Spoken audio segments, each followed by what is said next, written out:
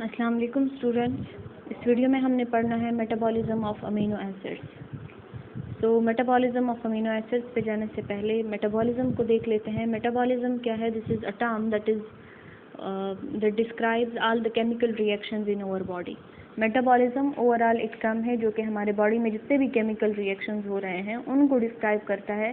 और जो हमारे बॉडी में रिएक्शंस हो रहे होते हैं तो उनकी दो टाइप्स हैं। उनमें या तो किसी लार्ज मॉलिक्यूल की ब्रेक डाउन हो रही होती है into small molecule and then this process known as catabolism. ठीक है, this is a breaking process.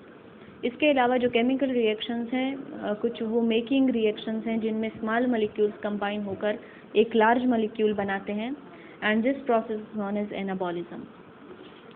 अच्छा, अब इस वीडियो में चूंकि हमने पढ़ना है एनाबॉलिज्म ऑफ अमीनो एसिड्स या overall metabolism of amino acids, तो उसके लिए पहले स्ट्रक्चर देख लेते हैं अमीनो एसिड का। This is the structure of amino acid in which one of the central carbon is attached to 4 groups, 1 hydrogen. To one side it is linked with carboxylic acid group. It has amino group at one side and R group at another side. तो ये 4 groups इस central carbon के साथ attached हैं। अच्छा, ये जो R group आपको नज़र आ रहा है, this R group is variable in all the 20 amino acids. As you all know that we have 20 amino acids जो कि प्रोटीन सिंथेसिस में रोल प्ले करते हैं। तो ये जो R ग्रुप है ये उन प्रोटीन में उन 20 अमीनो एसिड्स में डिफरेंट है और उन्हीं की वजह से फिर हमें मुख्तलिफ वैरायटी प्रोटीन्स की मिलती हैं। अच्छा, अब ओवरऑल ये जो अमीनो एसिड का स्ट्रक्चर है इसको हम 2 पार्ट्स में डिवाइड करेंगे। एक जहाँ पे आपका ये NH3 ग्रुप है इसको हम कहेंगे कि ये अमीनो ग्रुप है। ठीक है, the amino group of the amino acid, amino group. And जो बाकी का आपको पोर्शन रह जाता है उसको हम कहते हैं कि ये कार्बन स्केलेटन है। The remaining portion is known as carbon skeleton. अच्छा, अब ये जो मेटाबॉलिज्म का टर्म है अमीनो एसिड्स के हवाले से इसको हम कैसे यूज़ करेंगे? देखें, proteins are as made up of amino acids. So if we have small molecule of amino acid, ठीक है, ये small molecule है amino acid के, if they are combining to form a large molecule of protein, then this process will be known as anabolism. ठीक है, ये process फिर कहलाएगा anabolism of amino acids। इसके अलावा अगर ऐसे हो कि ये जो प्रोटीन मॉलिक्यूल हैं, जो मैक्रो मॉलिक्यूल हैं, अगर इनकी ब्रेक डाउन होती है into small molecule that is its monomer which are amino acids, तब इस प्रोसेस को हम कहेंगे कि ये कैटाबॉलिज्म ऑफ प्रोटीन है। अब कैटाबॉलिज्म हम बहुत स्मॉलर लेवल पे स्टडी करेंगे। एक तो अमीनो एसिड बन गए हैं, दूसरा हमने अमीनो एसिड का पढ़ लिया है कि इसके 2 पार्ट हैं, एक इसका अमीन ग्रुप और दूसरा क्या है, carbon skeleton. So further in amino acids की degradation into amine group and carbon skeleton, ये प्रोसेस हमने डिटेल से पढ़ना है। ठीक है, तो ओवरऑल कैटाबॉलिज्म ऑफ प्रोटीन का क्या मतलब है? प्रोटीन का पहले अमीनो एसिड्स में कन्वर्ट होना और फिर इन अमीनो एसिड्स का कन्वर्ट होना into amino group and carbon skeleton. अच्छा, तो ये जो प्रोटीन अमीनो एसिड्स में कन्वर्ट होते हैं, first this process is carried out by our digestive system. Catabolism of amino acids, देखें, protein that we take in our diet are converted into amino acid by our digestive system। हमारे digestive system जो mouth से लेकर हमारे anus तक and होता है, तो उसमें मुख्तलिफ़ किस्म के एंजाइम्स मौजूद है प्रोटीन की डाइजेशन के लिए और वो प्रोटीन को डाइजेस्ट करेंगे। ठीक है, एंड प्रोडक्ट जो इन प्रोटीन्स का बनेगा वो क्या होगा? Amino acids. और इन अमीनो एसिड्स को फिर इंटेस्टाइन में आने वाली जो ब्लड कैपिलरीज हैं वो एब्जॉर्ब करेंगी and when this blood enters into the liver, then there are further degradation of amino acid take place। liver क्या है? this is the principal site of amino acid metabolism। Blood capillaries जब intestine से amino acids को लेकर जाएंगे liver में, तो वहीं पर ही इन अमीनो एसिड्स की फर्दर मेटाबॉलिज्म होगी, या आप कह सकते हो कि लीवर ही प्रिंसिपल साइट है इनकी मेटाबॉलिज्म का। बाकी कुछ टिश्यूज़ में भी मेटाबॉलिज्म हो जाता है अमीनो एसिड्स का, जिस तरह की किडनीज़ हैं, स्मॉल इंटेस्टाइन है, मसल्स हैं, एडिपोज टिश्यू है, लेकिन ज़्यादातर ये प्रोसेस होता है लीवर में। ठीक है, लेकिन this are the protein molecule that are degraded into amino acids and this process takes place in our digestive system. अब ये जब अमीनो एसिड्स जाएंगे हमारे लीवर में, तो लीवर में ये डिवाइड होंगे। These amino acids are further divided, its amine part is separated and then this is converted through various processes into urea। आगे वो हमने डिटेल से पढ़ना है। इसके अलावा जो कार्बन स्केलेटन अलग हो गया है, जिसमें कार्बन के साथ एक H अटैच्ड है, कार्बोक्सिलिक एसिड ग्रुप अटैच्ड है और R ग्रुप अटैच्ड है।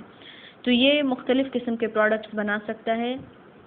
ये एसिटाइल को ए भी बना सकता है। इसके अलावा ये कीटोन बॉडीज़ की फॉर्मेशन भी कर सकता है। ये ग्लूकोनियोजेनेसिस के थ्रू ग्लूकोज भी बना सकता है और TCA साइकिल में जाकर ये कार्बन डाइऑक्साइड और वाटर की फॉर्मेशन भी कर सकता है।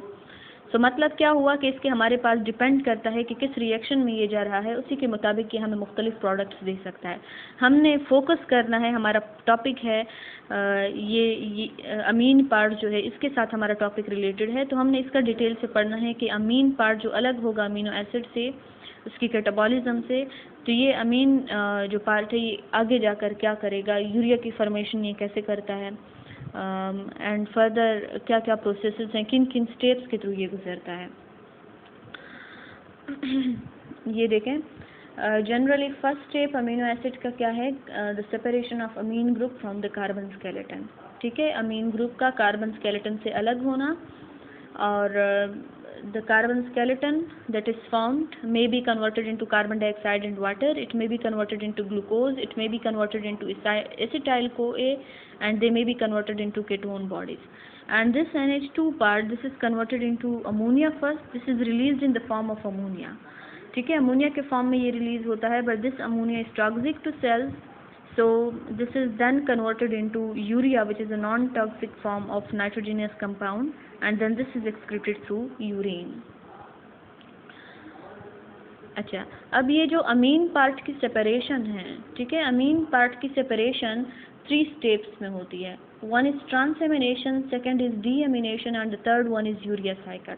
अब इन प्रोसेसेस का देखो क्या मतलब है, हमने ये पढ़ लिया है कि ब्लड कैपिलरीज अमीनो एसिड्स को एब्जॉर्ब करती हैं और उनको लीवर तक लेके जाती हैं, लीवर में इनका फर्दर मेटाबॉलिज्म होगा। ठीक है, so suppose this are the various amino acids that enter into our liver, ये हमारे लीवर में इंटर होती हैं।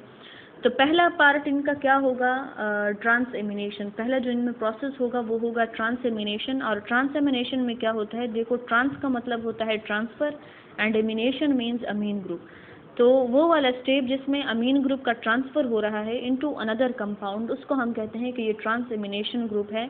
अब ये ट्रांसफ़र कहाँ पे आ रहा है, देखें, this are the various amino acids, this amino acids, all the different type of amino acids, जो भी टाइप लीवर में इंटर होती है तो वो फर्दर जाती है, वो फर्दर ट्रांसफॉर्म होती है इनटू ग्लूटामेट।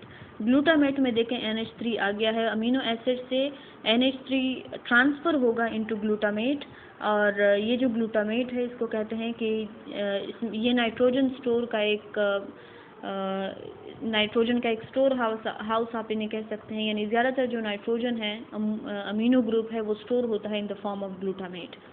ठीक है, अब ये जो ग्लूटामेट है जिसमें अमीनो ग्रुप स्टोर हुआ है, now this is then converted into ammonia, sorry this is released in the form of ammonia. ये जो अमीनो ग्रुप ग्लूटामेट में है, नेक्स्ट स्टेप में ये रिलीज होगा in the form of ammonia. पहले इस अमीनो एसिड से अमीनो ग्रुप का ट्रांसफ़र होना ग्लूटामेट में, this process is known as transamination, जिसमें ट्रांसफ़र हो गया है अमीनो ग्रुप का। अब सेकेंड स्टेप में क्या होगा कि ये जो ग्लूटामेट है, now this will release it's amino group. ठीक है, ये देखें, this will release it's amino group, and when this release it's amino group it is in the form of ammonia. Glutamate release this amino group in the form of ammonia, and as it has released the group, so that's why this process is known as deamination. D means removal. ठीक है, तो इस process में क्या हो रहा है, आपका अमीनो ग्रुप रिलीज हो रहा है from the glutamate, so that's why we call this process as deamination. अच्छा, अब ये जो अमोनिया बन गया है इसका हमने पढ़ लिया है कि this is extremely toxic to human cells, तो इस वजह से इसको किसी नॉन टॉक्सिक फॉर्म में कन्वर्ट करना है, और ये नॉन टॉक्सिक फॉर्म जिस तरह की यूरिया है उसमें कन्वर्ट होता है through urea cycle. So this ammonia is then transformed into urea through urea cycle, और इसको हम थर्ड स्टेप कहते हैं। So this is the third step of amino acid catabolism which is urea cycle. तो overall summary इसकी क्या हो गई है, आगे ट्रांसएमिनेशन और यूरिया साइकिल, डीएमिनेशन, ये प्रोसेसेस हमने डिटेल से पढ़ने हैं। समरी इसकी क्या हो गई है कि मुख्तलिफ सोर्सेज से हमारे बॉडी में अमीनो एसिड्स आते हैं और उनको हम कहते हैं कि ये अमीनो एसिड पूल है। अब ये किन किन सोर्सेज के थ्रू आ रहा है, एक तो हमारे बॉडी के प्रोटीन्स की जब डिग्रेडेशन होगी, ठीक है, जब उनकी ब्रेक डाउन होती है तो प्रोटीन्स आर पोलीमर और मोनोमर्स इनके अमीनो एसिड हैं, तो as a result of their degradation we will get amino acid. दूसरा क्या है कि जो डाइटरी प्रोटीन्स हम ले रहे होते हैं तो वो भी डाइजेस्ट होकर अमीनो एसिड बना रहे हैं। सिमिलरली जो नॉन एसेंशियल अमीनो एसिड्स हैं, हमने अमीनो एसिड का डिटेल से पढ़ लिया है कि अमीनो एसिड्स की दो टाइप हैं, नॉन एसेंशियल एंड एसेंशियल। तो जो नॉन एसेंशियल है वो खुद ही हमारे बॉडी में सिंथेसाइज हो जाती हैं, तो वो भी हमारे अमीनो एसिड पूल का एक पार्ट बना रही हैं। तो इन तीन सोर्सेज से हमारे बॉडी में जो अमीनो एसिड पूल बन रहा है, अब वो क्या हो सकता है कि आगे जाकर it may be converted into it may be used in body protein synthesis. Further अगर प्रोटीन की ज़रूरत होती है तो उसके सिंथेसिस में भी यूज़ हो सकता है। इसके अलावा जो नॉन प्रोटीन नाइट्रोजिनस कंपाउंड्स हैं जिन्हें हम NPNs कहते हैं, ठीक है, तो उनके सिंथेसिस में भी यूज़ हो सकता है, जिस तरह पोरफायरिन रिंग है, क्रिएटिन है, हार्मोन है, न्यूरोट्रांसमीटर है, प्यूरिन है और पिरामिडीन है, नायासिन है, थायरोक्सिन है, which are non protein in nature. ठीक है, तो नॉन प्रोटीन जो नाइट्रोजिनस कंपाउंड है उनको नाइट्रोजन चाहिए होता है, but they are non protein in nature, तो अमीनो एसिड से ये सारी चीज़ें भी सिंथेसाइज हो सकती हैं आगे जाकर। सिमिलरली इसकी कैटाबॉलिज्म भी हो सकती है, जिसे हमने डिटेल से पढ़ना है। कैटाबॉलिज्म के रिजल्ट से क्या होगा कि ये अमीनो एसिड, इनका कार्बन स्केलेटन अलग होगा और जो अमीन पार्ट है वो अलग होगा, and this amine part is released in the form of ammonia which enters into the urea cycle and it results in the formation of urea. Similarly, the carbon skeleton that is separated may be converted into carbon dioxide and water, it may be converted into glucose and it may be converted into acetyl-CoA. Similarly, it may be converted into ketone bodies. तो ये overall summary हो गई है हमारी।